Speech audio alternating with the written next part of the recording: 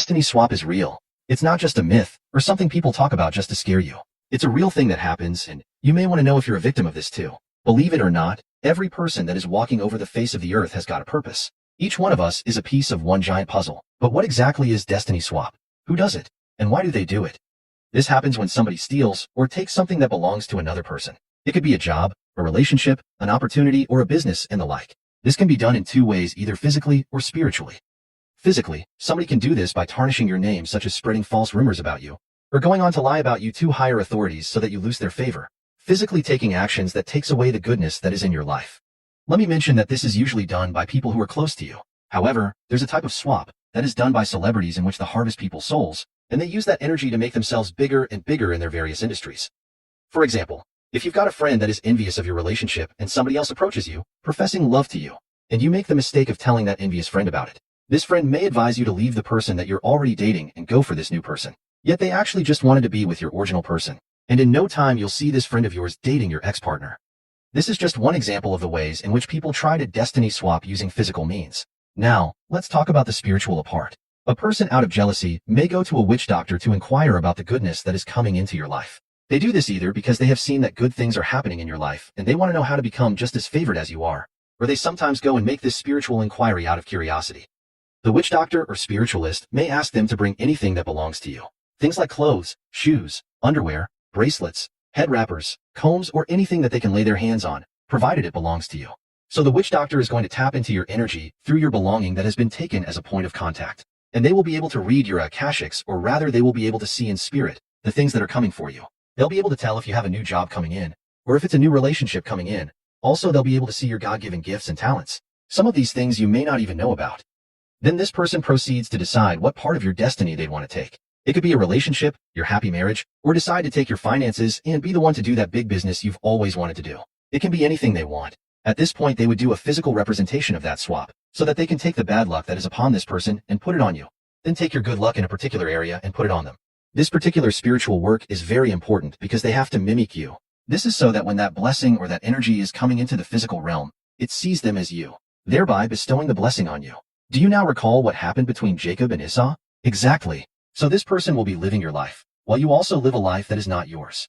Many times people would do this destiny swap because they are not willing to go through the process of working out their own life path to earn their own blessings. These are lazy people, or sometimes they have accumulated so much negative karma from the evil they have done, especially if they're already a witch. So they have lost many goodness that they came with to earth, and so to have those things again, they opt to stealing them from ignorant, prayerless humans.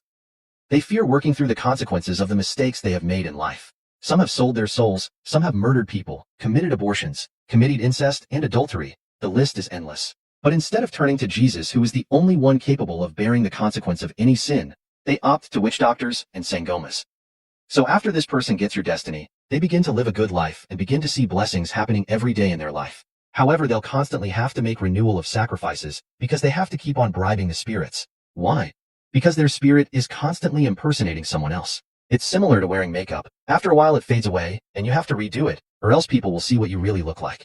However, if the person they have done the destiny swap work on becomes prayerful person, and they have strong faith in their God, the opposite begins to happen. Yes, they may have taken that destiny, but the destiny begin to do the exact opposite in the life of the person who has stolen it. It begins to make them suffer, and won't stop until they own up, or it is returned to the owner. This is one of the worst things that can happen to a person. This is a very terrible situation, because it makes a person suffer the worst kind of suffering.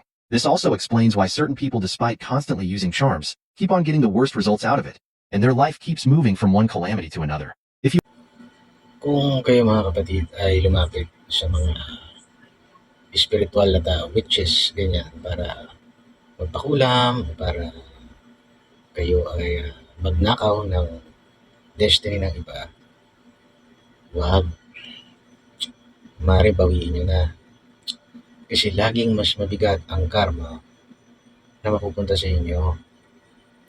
Maaaring makasakit ka ng tao, maaaring makapatay ka, maaaring yung dapat na para sa kanya, mapunta sa'yo. Kaso ikaw ang magsasuffer lagi ng mas mabigat na consequences ng iyong mga ginawa. Madalas marami ako naririnig nagpupunta dahil naiinggit, pinakulam dahil naiinggit. Ay, pwede namang mainggit tapos magsikap ka na lang sa sarili mong buhay. Hindi yung nainggit ka tapos gusto mo sirain siya. Pangit. Pangit yun. Pagka ganun ka, ikaw ang magsisuffer ng pinakamatinding kapahamakan o pinakamatinding karma at kaparusahan. Ako merong nagsabi sa akin na merong mga nanumpa sa akin.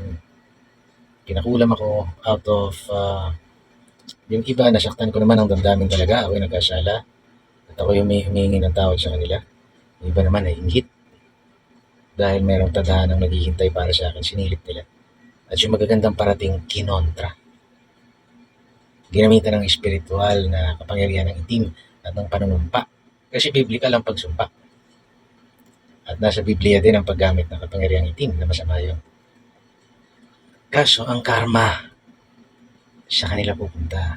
Mas mabigat. Yung pataw na iniligay nila sa akin, sila ang magdurusa ng matindi. Kung kaya hanggat hindi sila nanghihingi ng tawad o hanggat hindi nila tinatanggap ang kanilang pagkakasalang iyon, sila din ang magsasuffer. Ang masakit, pati saling lahi nila magsuffer. Kaya talagang maraming pagkakataon na sasabihan natin yung ibang tao, ay ang tanga niya naman. Ang tanga niya kasi di siya nakipagtalo doon, di niya pinaglaban. Pero minsan yung inapi, bagamat sabihin na nating tanga siya o siya may pagkukulang, basta ang tao in good faith, yung spiritual na mundo umiikot. Yung good karma bumabalik. Hindi niya man pakikinabangan ng saling lahi niya. Ngayon kung ikaw punong-puno ka ng kasamaan, ang magduro siya rin nun yung saling lahi. Kaya let us all turn to Jesus.